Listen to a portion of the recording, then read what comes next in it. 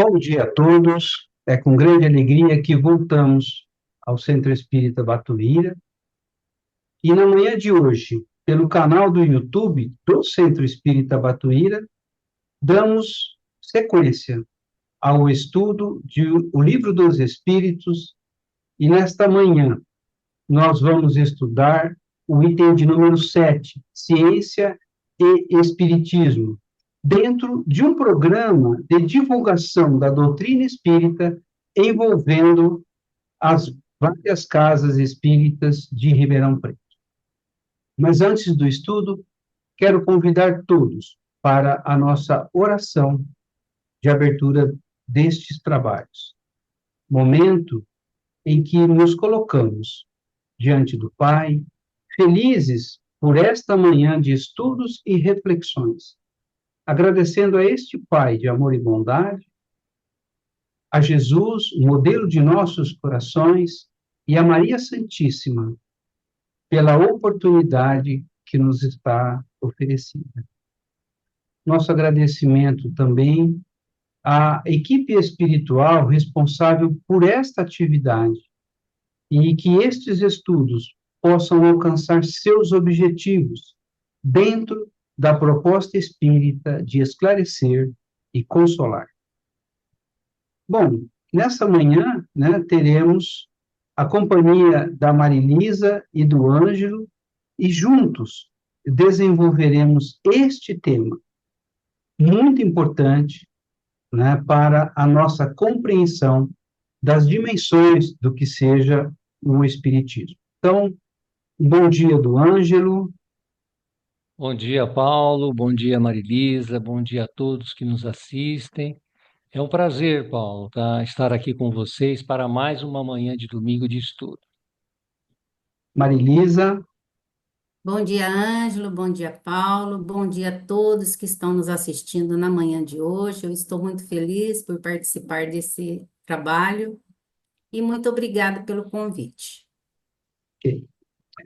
Bom, então vamos direto ao nosso estudo, e o slide que está aí colocado já nos dá uma ideia de como vamos desenvolver os nossos raciocínios.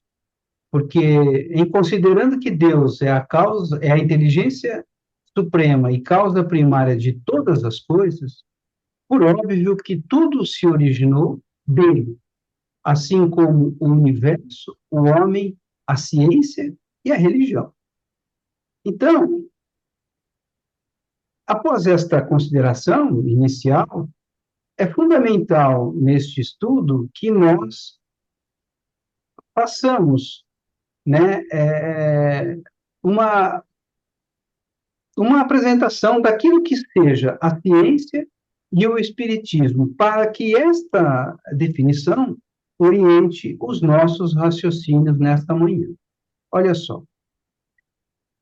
Ciência é um sistema de aquisição de conhecimento baseado em um método científico, construída com atitudes racionais, baseia-se na observação, experimentação, repetição e comprovação pela aplicação de um método científico. Tem por objeto de estudo as leis que regem o princípio material. Já o Espiritismo é uma ciência que trata da natureza, origem e destino dos espíritos, bem como o de suas relações com o mundo corporal. Tem por objeto de estudo o princípio, as leis que regem o conhecimento do princípio espiritual. Então, como a ciência, propriamente dita, tem por objeto o estudo das leis do princípio material, por óbvio, já está aqui colocado, que o Espiritismo vai se ater ao conhecimento das leis do princípio espiritual. E como o princípio espiritual é uma das forças da natureza a reagir incessantemente sobre o princípio material e reciprocamente, segue-se que o conhecimento de um não pode estar completo sem o conhecimento do outro. Assim, a ciência e a religião não puderam, até hoje, entender-se. Isso é algo que está conosco e estamos trabalhando no sentido de melhor compreender tudo isso. Por quê que a ciência e a religião até hoje não conseguiram entender-se? Porque cada uma encara as coisas do seu ponto de vista exclusivo e reciprocamente acabam por se repelir. Faltava-lhes um traço de união e que está exatamente no conhecimento das leis que regem o universo espiritual, além de suas relações com o mundo corpóreo. Leis tão imutáveis como as leis, ou quanto as leis que regem o movimento dos astros e a existência do ser. Portanto, o Espiritismo e a ciência se completam reciprocamente. A ciência, sem o Espiritismo, se acha na impossibilidade de explicar certos fenômenos só pelas leis da matéria. E ao Espiritismo, sem a ciência, faltaria apoio e comprovação, né, o respaldo científico necessário, né, à nossa compreensão, à razão. Bom, então, dentro desse contexto, né, e para que possamos melhor caminhar com o nosso tema, eu vou perguntar para o Ângelo como o professor Rivaio tomou contato com os fenômenos e o que chamou sua atenção. Paulo, esse contato, esse primeiro contato, aconteceu em 1854, quando o ainda professor Hipólito Leon Denisard Rivaio, posteriormente nosso conhecido como Allan Kardec, ele se dispôs a examinar o fenômeno das mesas girantes a convite de um grande amigo, o senhor Fortier, mas, a princípio, Paulo, ele atribuiu esse fenômeno ao magnetismo animal, o qual ele estudava já há mais de 30 anos sobre o magnetismo animal. E assim, inicialmente, ele pouco se interessou pela novidade, mas ele passou a refletir sobre tais fatos e percebeu algo muito interessante, que é a ação inteligente que havia ali nas batidas vindas das mesas, uma vez que elas respondiam perguntas. E vejam, inclusive as perguntas mentais. Passou então a levar o quê? Perguntas encadeadas, com raciocínios mais lógicos, e obtendo respostas adequadas. Evidente que ficou ali bem caracterizado que elas vinham, essas respostas, de seres inteligentes. A partir daí, o que ele fez? Ele monta uma estrutura, uma proposta de compreensão dessa realidade. E ele vai o quê? Integrando o conhecimento científico que ele já possuía e o filosófico, e ele começa então a aplicar um olhar crítico naquela situação, mantendo sempre o imperativo da investigação empírica, ou seja, aquela investigação que tem como base a experiência, a observação e também a própria prática. Então, nesse ponto, ele inicia o quê?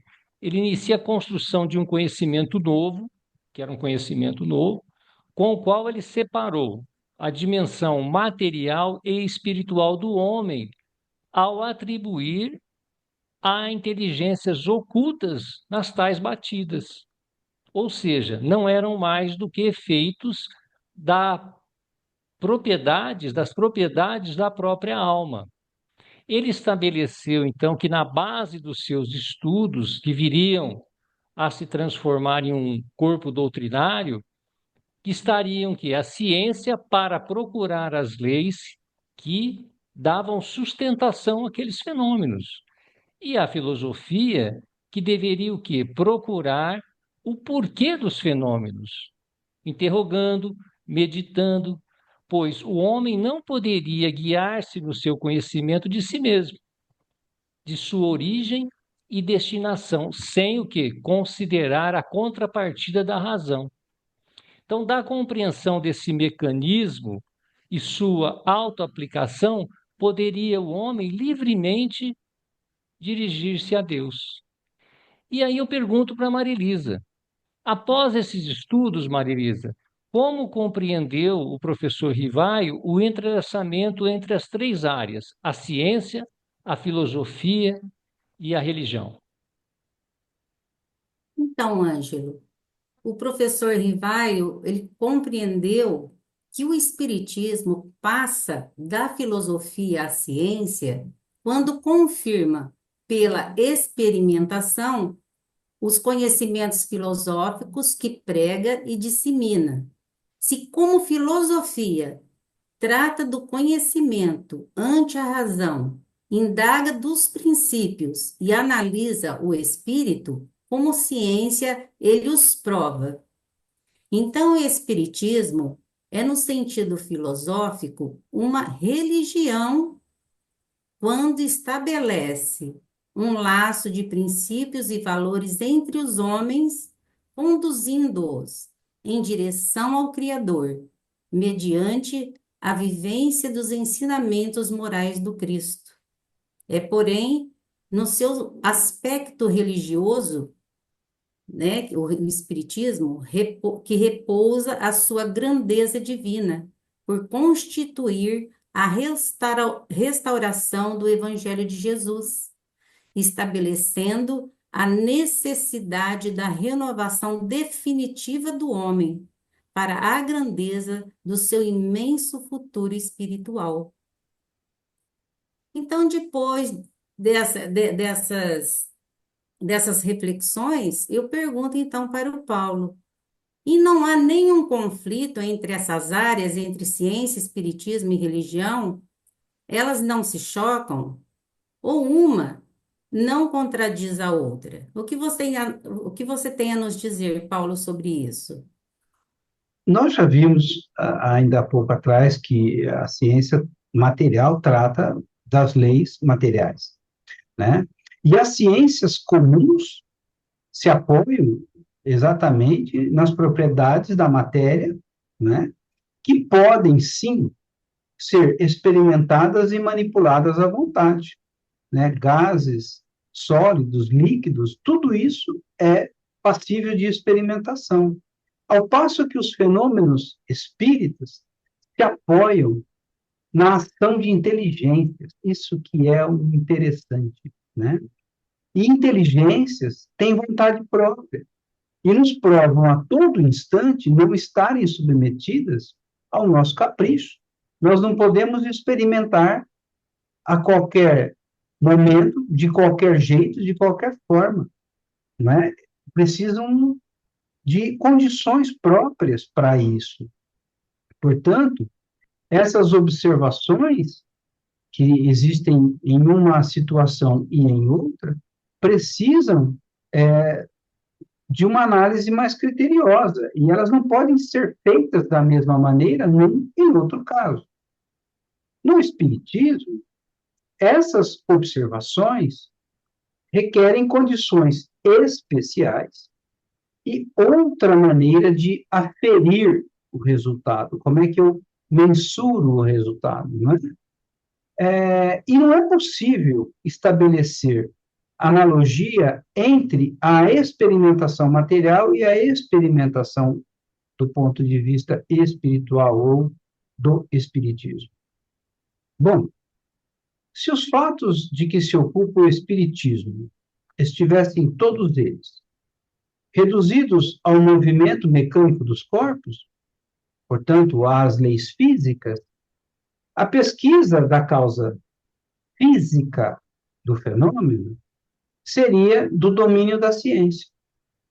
Mas, desde que se trata de uma manifestação fora do domínio das leis materiais, escapa à competência da ciência material.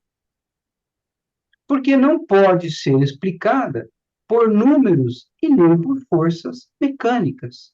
Uma comunicação espírita, mediúnica, perdão, ela não pode ser medida, né, pesada, não tem como ser feito isso.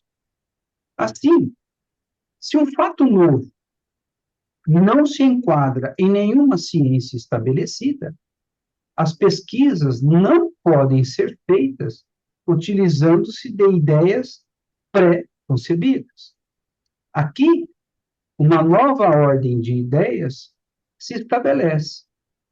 E para essa nova ordem de ideias, é importante que novos métodos de pesquisa, portanto, sejam desenvolvidos. Porque como é que eu faço para resolver essa questão?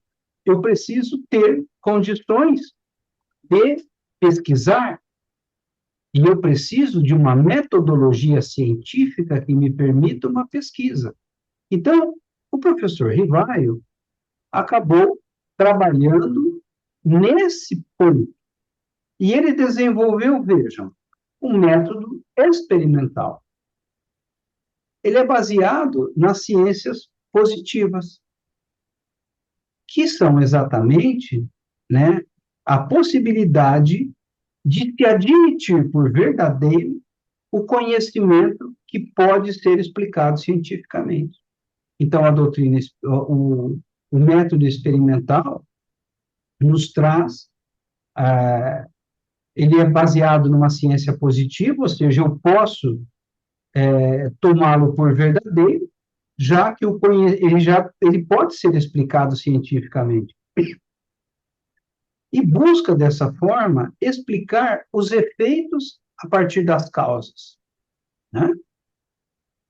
E, para o desenvolvimento desse método, o professor Rivaio observou os fenômenos, comparou os fenômenos, deduziu de cada um deles, encadeou esses fenômenos logicamente, né, para que só assim ele pudesse explicar de uma forma válida, resolvendo, enfim, todas as questões.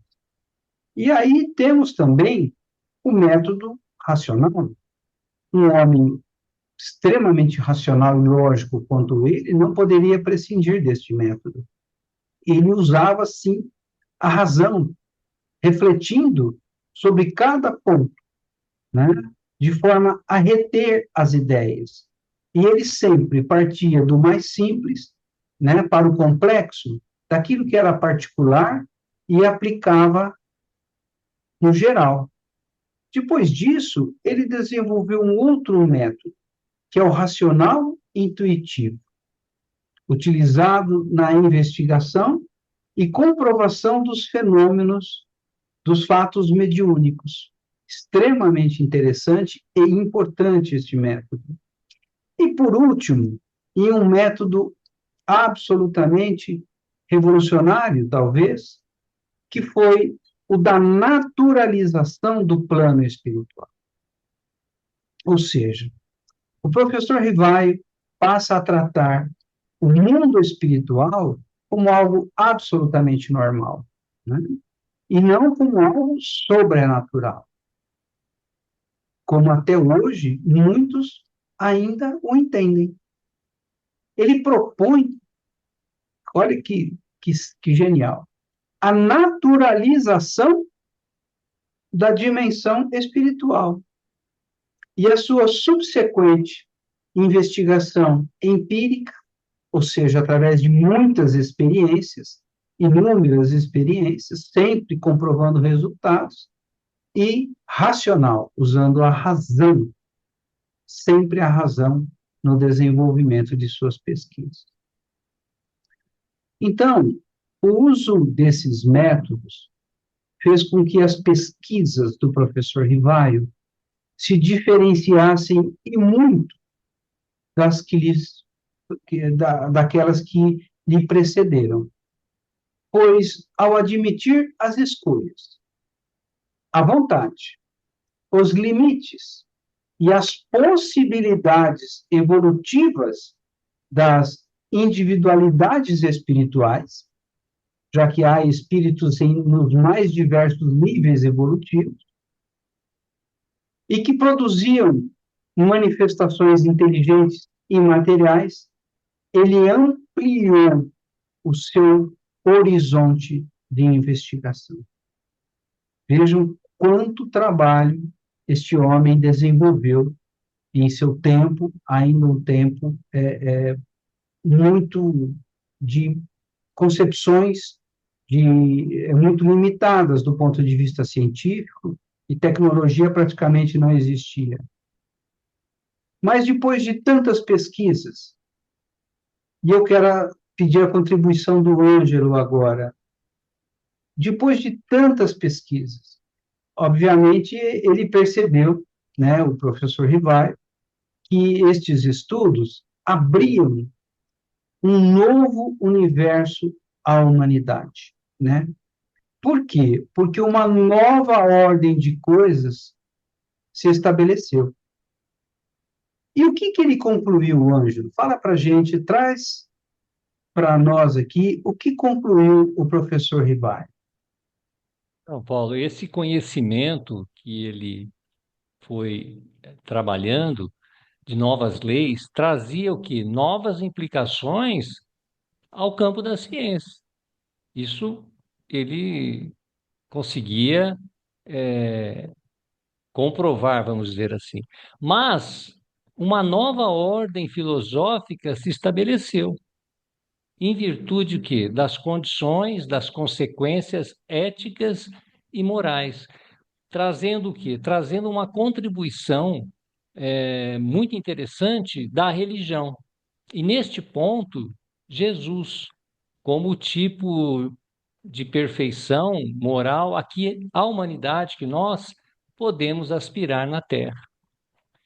Então, portanto, Paulo, nós agora temos no Espiritismo o quê? Uma doutrina filosófica, ou seja, um conjunto coerente de ideias fundamentais a serem transmitidas, ensinadas, cujos princípios estruturantes são a crença em Deus, a imortalidade da alma, a comunicabilidade entre os planos, a pluralidade das existências e a pluralidade dos mundos habitados.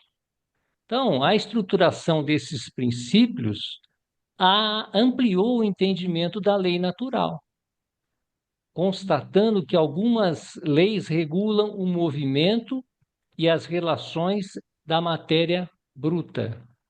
São as leis, né, que pertencem ao domínio das ciências. As outras importam especialmente ao homem e as suas relações com Deus e com os semelhantes. Então, compreende as regras da vida do corpo e as da vida da alma. São o quê? As leis morais. Então, é importante observemos aqui o desdobramento e a amplitude que o trabalho foi desenvolvido pelo professor, pois suas conclusões e a precisão de seus estudos traçam para a humanidade o quê? A trilha que regula as relações pessoais e também os movimentos necessários ao aperfeiçoamento individual de cada um de nós. E notem, nenhum de nós consegue se conduzir na vida, no nosso dia a dia, sem estarmos o quê? Submetidos a essas leis. Na falta de uma delas, não estaríamos em condições de caminhar na existência. E eu Verdade. pergunto, então, não é verdade, Paulo? É muito Verdade. interessante, né? Porque se você tirar, por exemplo, lei da sociedade, lei do progresso, lei da igualdade, você não consegue caminhar. É perfeito, podemos dizer assim. Então eu pergunto para a Marilisa, de posse dessas pesquisas, Marilisa, recebendo ataques intensos de difamadores que fechavam o cerco sobre a doutrina, como o professor amplia seus estudos? Então, mesmo com esses ataques dos difamadores, ele não desanimou. Neste momento, ele invoca o caráter científico da doutrina, pois se trata de uma ciência que estuda as leis que regulam a vida do corpo e da alma, que são as leis morais que o Ângelo acabou, de citar para nós anteriormente, e cujos métodos precisam ser próprios e adequados, uma vez que o seu objeto não é conhecer a matéria, mas o espírito, e formulou um novo roteiro nas pesquisas, que se iniciava na observação. Da observação, ele passa pelo problema, relaciona as hipóteses possíveis, desenvolve novos experimentos, analisa os resultados e conclui dentro de critérios científicos. Então, a ciência é muito importante. E somente pelo método científico que podemos progredir na busca da verdade. A crença religiosa não deve tomar o lugar da análise imparcial. Devemos estar constantemente em guarda contra as ilusões. Isso é muito importante. Passou então a divulgação, então o professor Rivaio, depois de tudo isso, ele passou então a divulgação desses estudos na França e outros países europeus, como quando visitou a Bélgica para proferir a conferência. O Espiritismo é uma ciência positiva. Ciência positiva porque admite por verdadeiro o conhecimento que pode ser explicado cientificamente. Então, o Espiritismo não é uma concepção individual, um produto da imaginação, não é uma teoria, um sistema inventado para a necessidade de uma causa. Tem a sua fonte nos fatos da própria natureza, em fatos positivos que se produzem a cada instante sobre os nossos olhos, mas cuja origem não se suspeitava. É, pois, resultado da observação, muito importante a observação, numa palavra, uma ciência, a ciência das relações entre o mundo visível e o mundo invisível. Ciência ainda imperfeita, mas que se completa todos os dias por novos estudos e que, tem de certeza, ocupará o seu lugar ao lado das ciências positivas. Digo positivas porque toda ciência que repousa sobre fatos é uma ciência positiva e não puramente especulativa. Então, o Espiritismo nada inventou, que fique bem claro, porque não se inventa o que se está na natureza. Newton, por exemplo, não inventou a lei da gravitação. Esta lei universal existia antes dele. Então, cada um aplicava e lhe sentia os efeitos, embora não a conhecessem. Então, o Espiritismo, por sua vez, vem mostrar uma nova lei, uma nova força da natureza, a que reside na ação do espírito sobre a matéria, lei tão universal quanto da gravitação e da eletricidade, conquanto ainda desconhecida e negada por certas pessoas, como foram todas as outras leis na época de suas descobertas.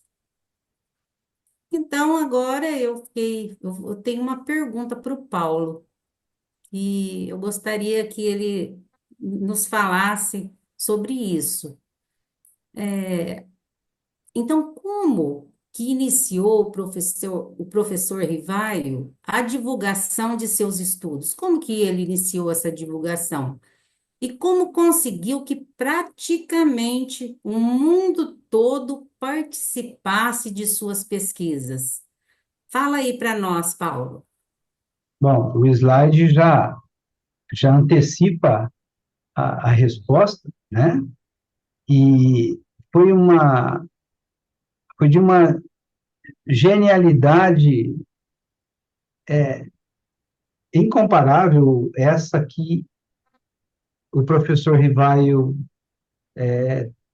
teve, porque ele lançou a Revista Espírita em 1858, reunindo todo um material de correspondências que ele tinha. Ao longo dos anos, que ele iniciou seus estudos, ele começou a se comunicar com várias pessoas na Europa e nos Estados Unidos, na Rússia, sobre essas questões ligadas aos fenômenos espíritas, né? E esses fatos, depoimentos, resultados de testes comparativos, comunicações de além-túmulo e toda uma infinidade de material ele colocou na revista, é claro que ordenado de forma lógica, racional, ele é um homem muito estudioso, ele foi colocando isso dentro de um programa de desenvolvimento dos seus estudos. E olha só que curioso, com isso, ele movimentava uma série de outras inteligências encarnadas e alargava a base de sustentação filosófica e científica da doutrina, né? Então, ele propôs, através da Revista Espírita, ele propunha o debate, ele trazia informação e propunha o debate, né? E essa base de sustentação filosófica tende, então, a sofrer uma grande, um grande desenvolvimento. E olha só como ele coloca na Revista Espírita, que toda ciência deve estar baseada sobre fatos, mas só os fatos não constituem a ciência. A ciência nasce da coordenação e da dedução lógica dos fatos. É o conjunto de leis que os regem.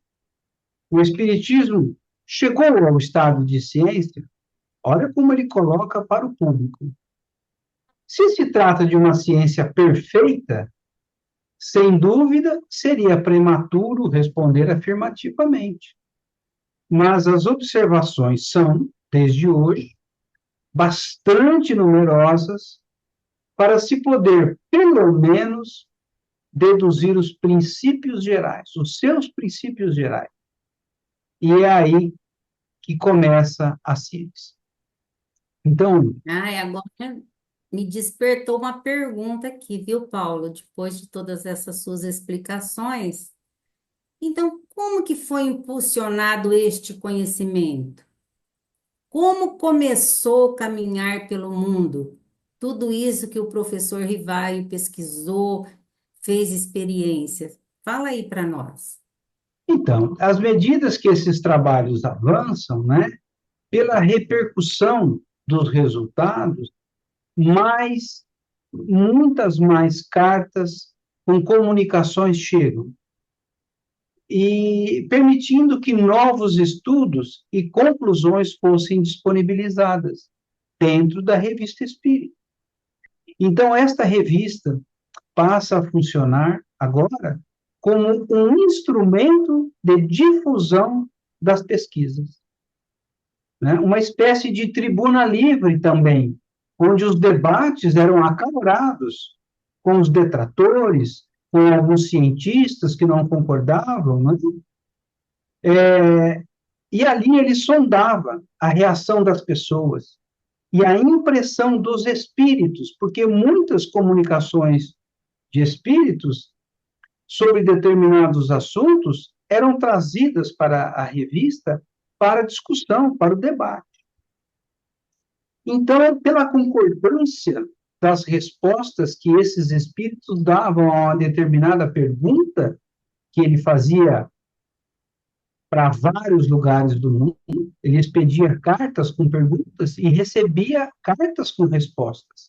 Quando havia a concordância dos espíritos sobre uma determinada pergunta, em relacionando a resposta, ele então publicava, né?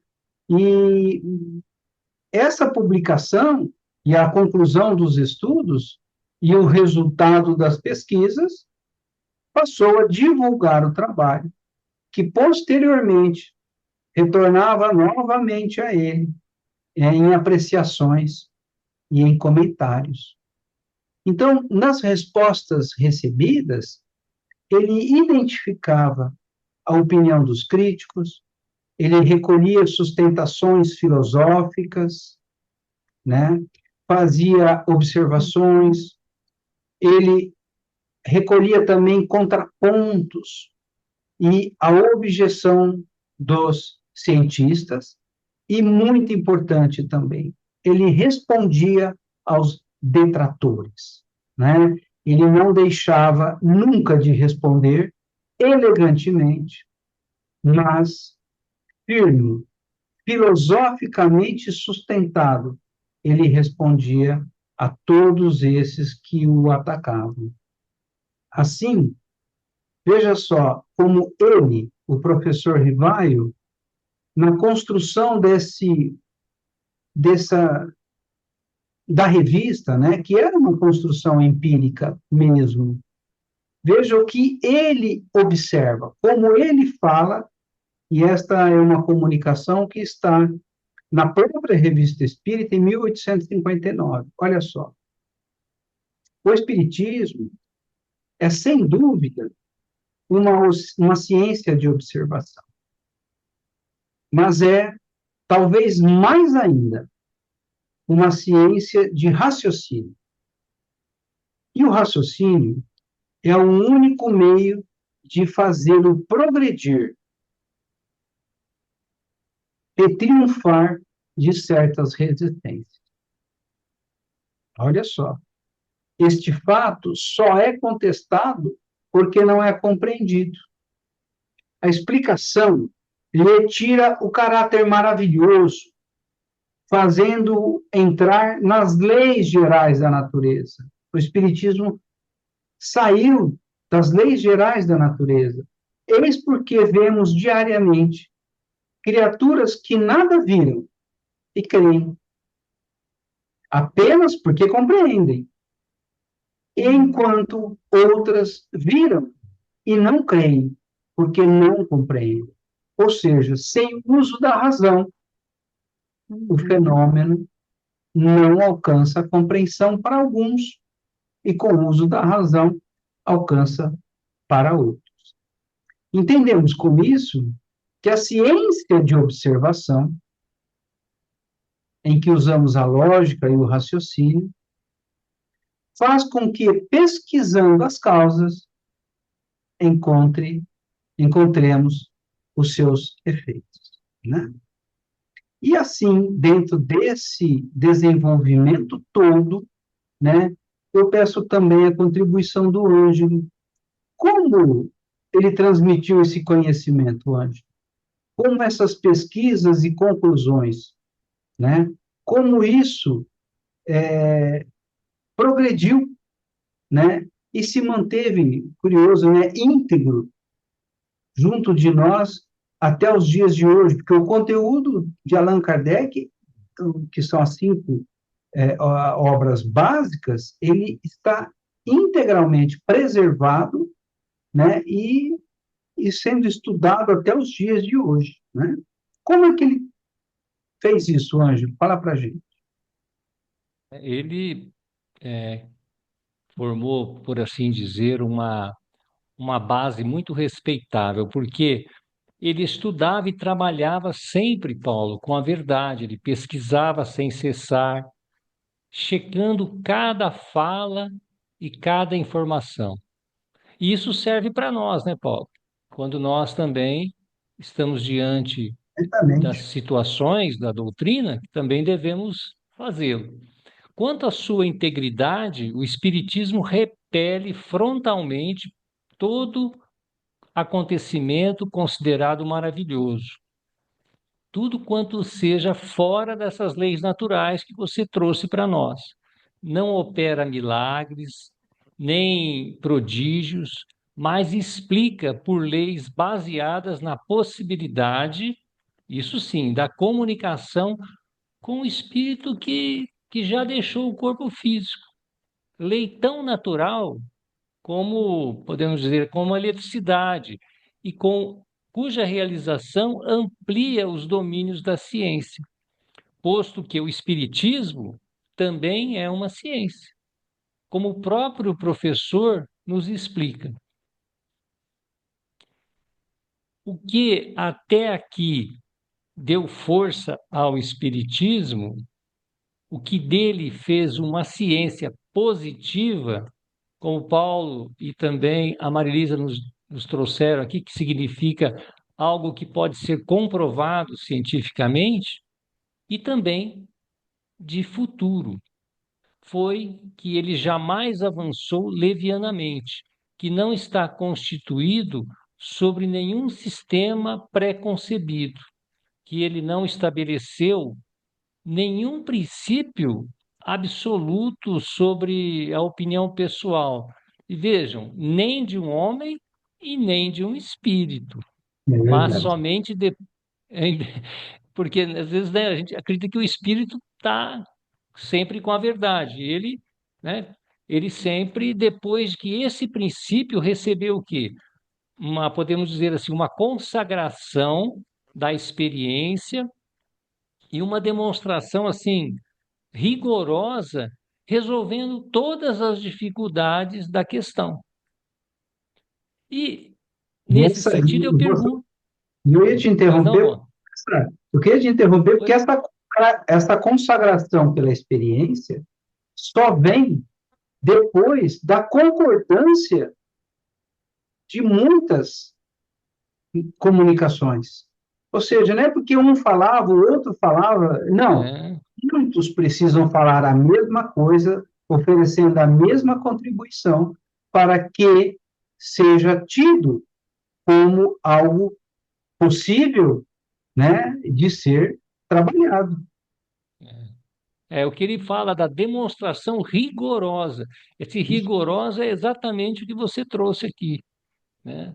Não é uma pessoa, não é uma demonstração, e sim vários. E assim eu pergunto, peço a colaboração da Marilisa, como o professor conseguiu convencer a classe científica que teimava ali em criticá-lo para que se lançassem ao estudo e experimentação dos fenômenos espíritas? E o que aconteceu depois? Então, o professor Rivaio, ele não teve pressa. Ele foi ajustando no processual de seus estudos os objetivos teóricos e de métodos ao objeto em análise, apontando uma evidência muito atual, ao menos no campo das ciências humanas, ao se observar a condição ou detalhe de certo objeto científico, ocorre a necessidade de elaboração de métodos e técnicas próprias de investigação, como já foi relatado anteriormente, específicas para a compreensão deste. Então, a seriedade dos estudos que ele tinha, a sua lógica e o bom senso, a análise minuciosa dos resultados levou que por toda a Europa, homens de vultos das ciências materialistas, físicos, químicos, naturalistas, engenheiros e outros, iniciasse uma verdadeira cruzada para, a princípio, refutar esses conteúdos. O que se deu posteriormente, depois deles refutarem, a princípio, tudo isso, é que pesquisaram como adeptos ou estudiosos da doutrina espírita para melhor compreendê-los. Então, depois de ter movimentado as maiores inteligências à época, os observadores sérios, desejosos de saber o que há de verdade no Espiritismo, submeteram-se a todas as condições indispensáveis para o êxito da experiência. E de que forma? Repetindo, comparando e desenvolvendo novos estudos. Longe de exigirem provas convincentes, lenta e metodicamente é que se familiarizaram com todas as fases do fenômeno. Foi pelo estudo atento dos fatos, quando se habituaram às singularidades aparentes das manifestações, que procuraram as causas capazes de produzi-los. Depois de reunirem grande quantidade de observação em diferentes meios, fizeram-lhe a síntese e concluíram, finalmente, pela existência e intervenção dos espíritos. Ângelo. E agora, depois de tudo, de todas essas reflexões, eu tenho uma pergunta para o Paulo. Será que você pode nos auxiliar? Então, aí a gente chega à conclusão, depois de todos esses raciocínios, essas reflexões, que então quem criticava passou a estudar e depois apoiar, ou, no mínimo, a respeitar os resultados obtidos. E como este processo caminhou após esta fase, Paulo? Pode nos responder? Sim, olha só. Quando Allan Kardec iniciou o desenvolvimento de seus estudos, todas as dificuldades enfrentadas por ele tinham o objetivo de dissuadir o trabalho, né? Mas ele caminhou em frente e enfrentou não só os cientistas, mas também os clérigos à época, né, a Igreja Romana, e via naquilo tudo um retrocesso, ou uma situação que não podia, do ponto de vista religioso, ser levada adiante. Mas homens de ciência acabaram se envolvendo com isso, justamente porque já havia, naquele tempo, né, a religião já havia iniciado um processo de separação em relação ao Estado, e o materialismo estava muito atuante. Então, a ciência, ela estava dentro de um processo de natural de crescimento e desenvolvimento. E a comprovação científica era fundamental para que qualquer nova ideia na Europa pudesse se firmar. E Allan Kardec, então, desenvolve esse trabalho e, aos poucos, né, ele começa a buscar, em função da Revista Espírita, ele começa a receber, ele começa a receber esses questionamentos. Mas homens e cientistas de vulto, médicos, naturalistas, começaram a desenvolver trabalhos de pesquisa, como Charles Richet, inglês, Prêmio Nobel de Medicina de 1913, posterior, bem depois de Kardec. Veja como essas pesquisas caminharam por muitos anos na Europa. Nós estamos em 1913, né? Tivemos ainda William Crookes, também inglês, físico e químico, um homem de grande expressão na ciência à sua época. Alfred Wallace, naturalista, geógrafo, antropólogo, um homem que também teve uma contribuição imensa depois, ao lado de Charles Darwin. Tivemos ainda Sir Oliver Roach, era um homem extremamente capaz, e físico também, inventor, naturalista, né, escritor.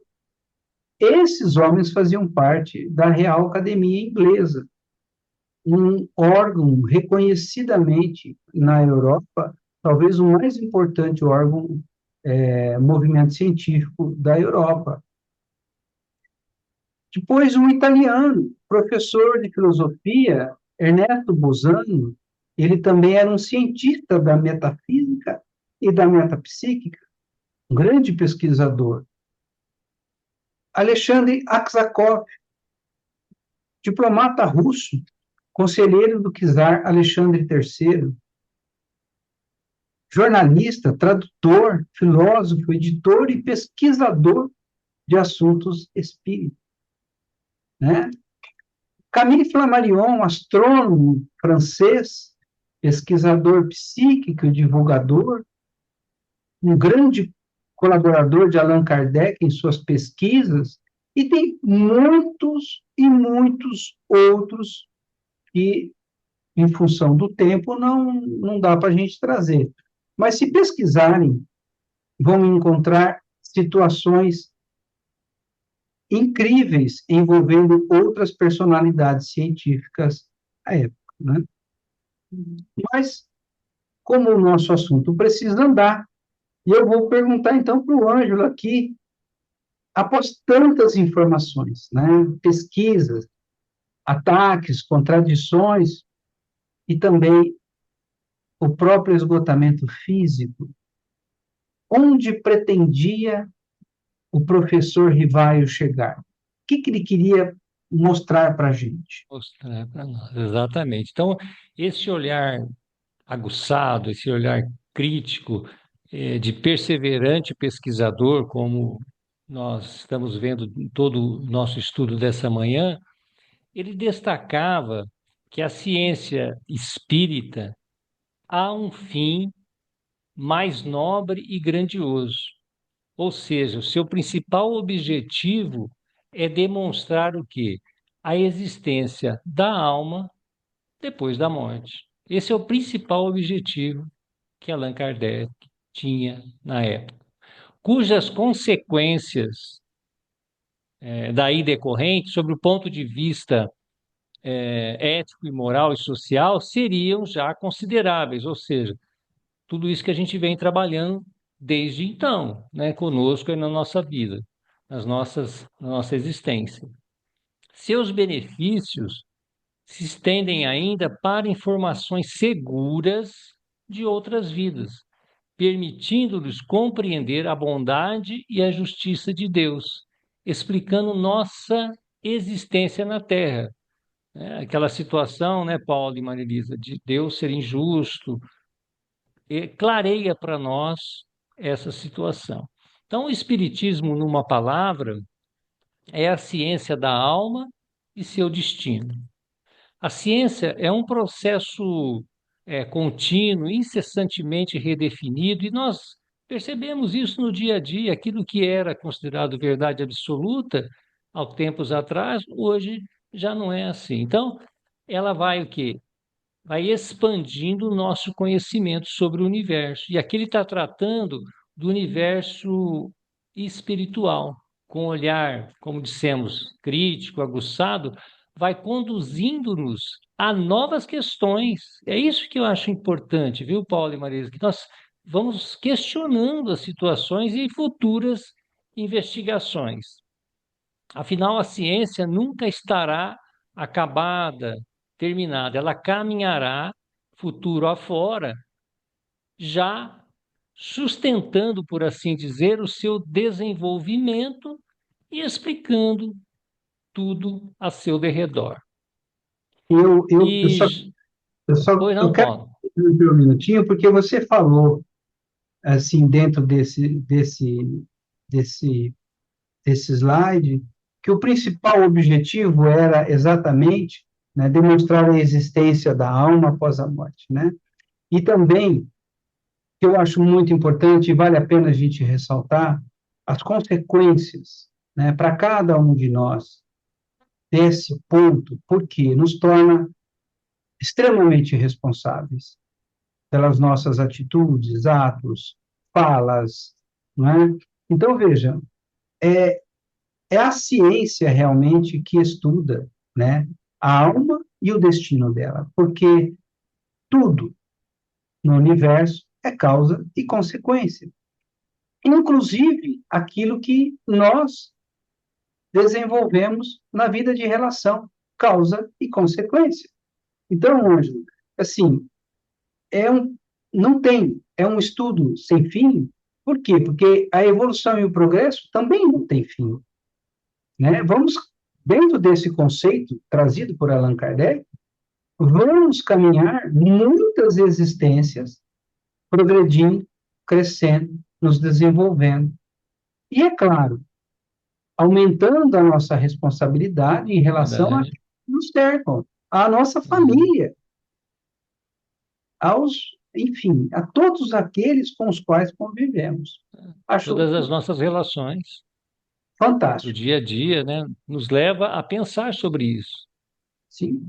E aí, Paulo, então já nos encaminhando para o final dos nossos estudos dessa manhã de domingo, um estudo agradável, muito interessante, buscando aqui novos horizontes, trazemos uma comunicação publicada pela Revista Espírita em junho de 1863, em Dissertações Espíritas, cujo título é O Futuro do Espiritismo, que vem realmente ao encontro do que você estava dizendo aí, né? Perguntas-me qual será o futuro do Espiritismo e que lugar ocupará no mundo. Ele não ocupará somente um lugar, ele encherá o mundo inteiro. O Espiritismo está no ar, no espaço, na natureza. É a chave da abóbada do edifício social. Podes pressagiar o seu futuro por seu passado e por seu presente. O Espiritismo é uma obra de Deus. Vós, homens, lhe destes um nome. Deus vos deu a razão. Quando chegou o tempo, porque o Espiritismo é a lei imutável do Criador. Desde quando o homem teve inteligência, Deus lhe inspirou o Espiritismo e, de época em época, enviou à Terra espíritos adiantados que ensaiaram em sua natureza corpórea a influência do Espiritismo.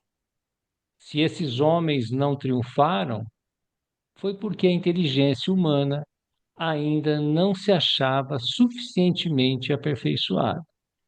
Mas nem por isso esses homens deixaram de implantar a ideia e deixaram atrás de si seus nomes e seus atos, como marcos indicadores numa estrada para que o viajante, que somos nós, achássemos a rota. Olha para trás e verás quantas vezes Deus já experimentou a influência espírita como melhoramento moral. E assim, reunidos aqui, Senhor, em seu nome, agradecendo a equipe espiritual responsável pelos estudos aos domingos,